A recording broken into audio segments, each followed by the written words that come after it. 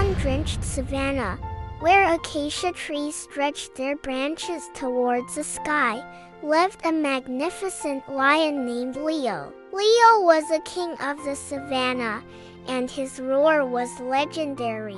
It was a sound that could shake the leaves on the trees and make every animal, big and small, stop and listen. His roar was a morning alarm, the call for gatherings, and the sound of safety and strength. Every morning, Leo would climb to the highest rock, take a deep breath, and let out a mighty roar that echoed for miles. It was his signature, his pride, and his joy. One sunny morning, Leo climbed Pride Rock as usual. He breathed in the sweet morning air, filled his huge lungs, and opened his mouth to roar. But instead of the earth-shaking sound everyone expected, out came a tiny, squeaky meow. Leo blinked. He tried again, puffing out his chest even bigger. Squeak! He tried a third time, scrunching up his face with all his might. A little peep was all that came out. The monkeys in the nearby trees giggled. The zebras stopped grazing and looked at each other in confusion. Leo's face turned as red as the sunset. He, the king of the savanna, had lost his roar. Feeling utterly embarrassed, Leo scrambled down from the rock and hid in his den. He didn't want to see anyone. He felt like a king without a crown, a knight without a sword. The savanna felt strangely quiet without his morning roar. The other animals were worried. Days turned into a week, and Leo refused to come out. His magnificent mane looked droopy, and his golden eyes had lost their spark. He just lay in the corner of his den, sighing sadly. The savanna wasn't the same without its king. One afternoon, a tiny, clever meerkat named Mia scurried up to Leo's den. She was known for her bright ideas and brave heart. Peeking inside, she saw the sad lion. "King Leo," she chirped softly. Leo just grunted. "We miss you, Leo," Mia said. "The savanna isn't the same without your roar." Leo sighed, a sound like a deflating balloon. "I can't roar anymore, Mia. I'm not a king. I'm just a big cat who squeaks." Mia tilted her head. "Maybe your roar isn't gone," she suggested. "Maybe it's just hiding, like a seed underground. We just need to help it grow back." Leo looked at the tiny meerkat.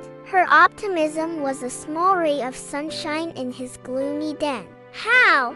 he whispered, his voice barely audible. "Step by step," Mia said cheerfully. "Let's start small.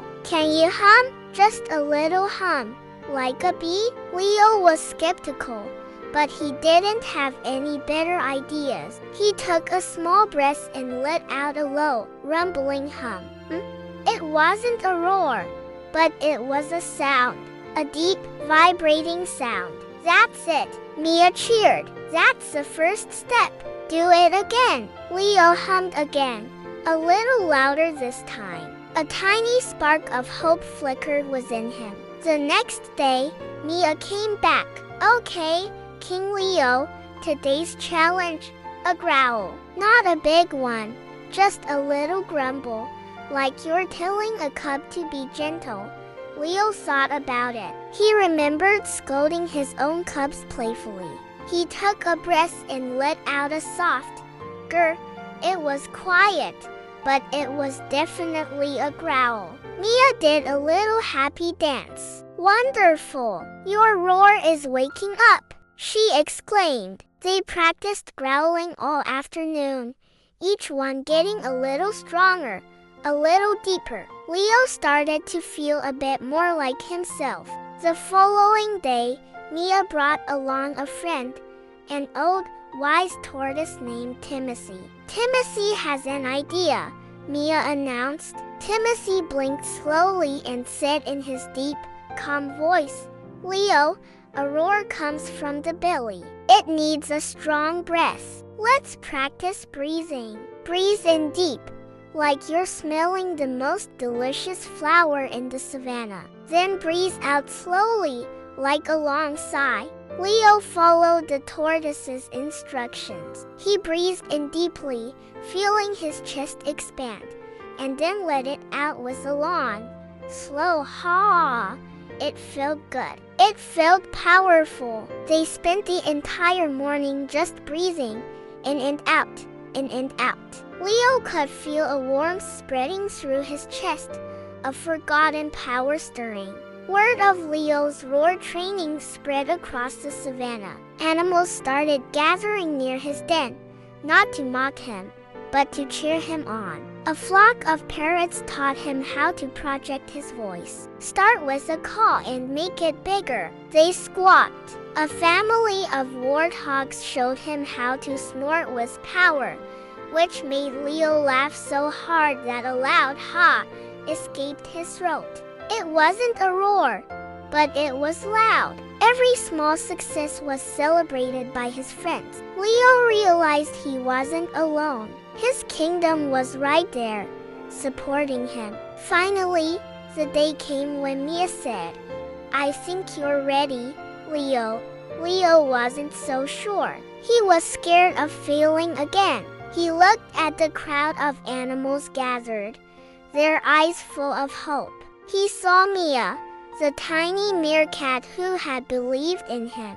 He saw Timothy, the wise tortoise who taught him to breathe. He saw all his subjects waiting for their king. Taking a deep breath, just as Timothy had taught him, he remembered Mia's words, step by step.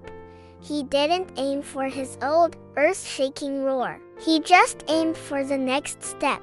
He started with a hum, which grew into a growl.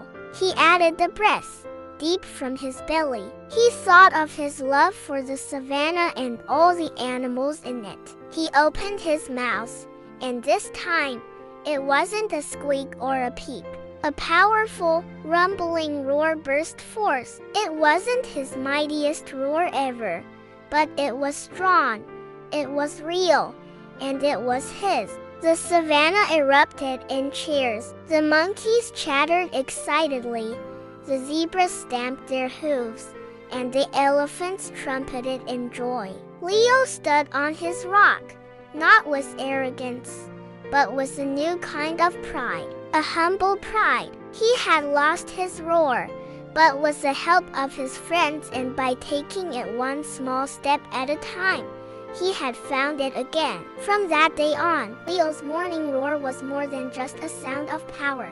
It was a sound of friendship, of perseverance, and a reminder that even when you lose your confidence, you can always find it again step by step.